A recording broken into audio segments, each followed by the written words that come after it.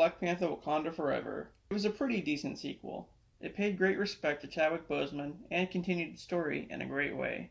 So, let's get into it. We start off with the funeral of T'Challa, who has passed away after getting an illness.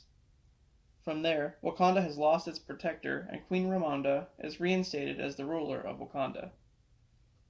She attends a meeting with the United Nations, who are mad at Wakanda for not yet sharing their Vibranium with the rest of the world, as a powerful resource.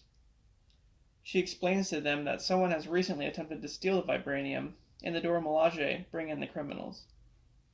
During this time, a shipping vessel manned by the CIA is out in the ocean planting a device that detects Vibranium in the nearby area.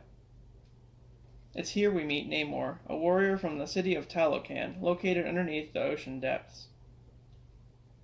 He and his army attack the vessel and kill everyone on board for interfering with his city. With the CIA assuming that Wakanda made the attack, Everett Ross returns to figure out who is really behind it. Then, Namor learns that a scientist created the Vibranium machine and goes to Wakanda to confront Ramonda and Shuri. He tells them that he wants the scientist delivered to him, or else Talokan will wage war on Wakanda. So, Shuri and Okoye go to Boston where they find the scientist on the campus of MIT, who is actually a student named Riri Williams, who is basically a science prodigy.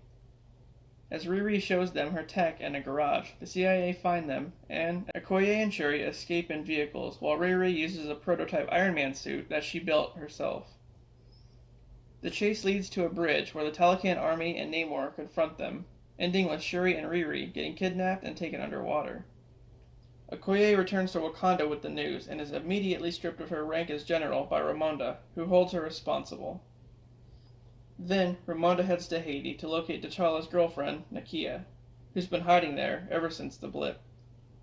Meanwhile, Namor takes up with Shuri, giving her a bracelet made of a blue form of the heart-shaped herb, and shows her his city, which is also rich in Vibranium.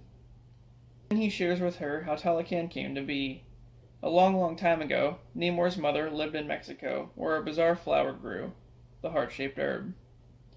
All of her people ingested the blue heart-shaped herb, as she did while she was pregnant with Namor. After ingesting the flower, they lost the ability to breathe air, but could suddenly survive underwater. They retreated to the ocean depths where their city was constructed. Namor was born a mutant with the ability to live either underwater or on the surface.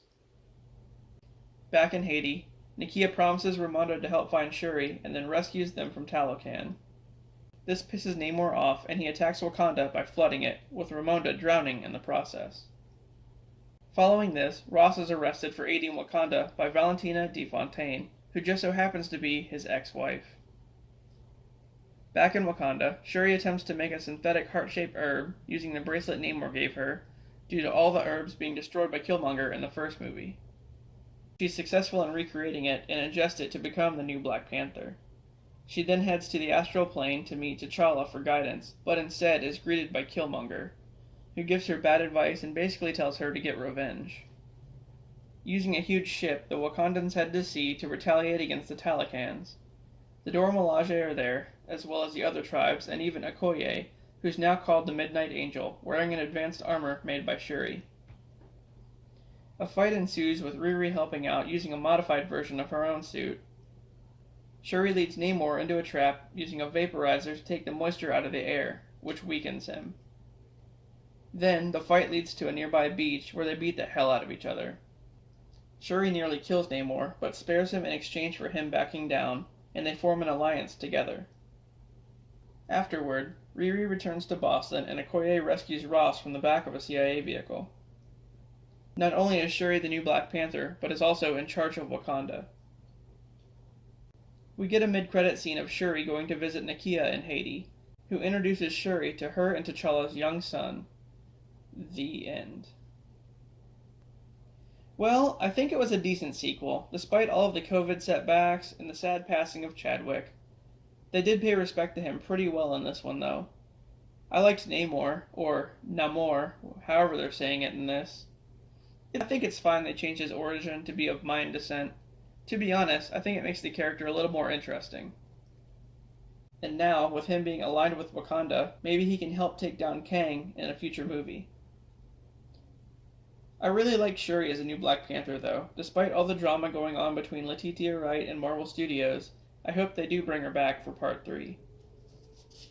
Alrighty, guys, I hope you enjoyed this one, and I'll see you later.